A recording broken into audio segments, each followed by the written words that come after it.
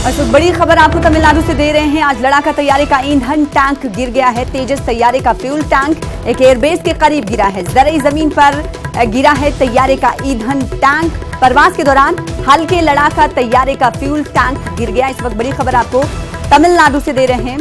तमिलनाडु में आज लड़ाका तैयारे का ईंधन टैंक गिर गया है। तेजस तैयारे का फ्यूल टैंक एयरबेस के करीब गिरा है। जरिए जमीन पर कहा जा रहा है कि तैयारे का ईंधन टैंक गिरा है। प्रवास के दौरान हल्के लड़ाका तैयारे का फ्यूल टैंक गिर गया है।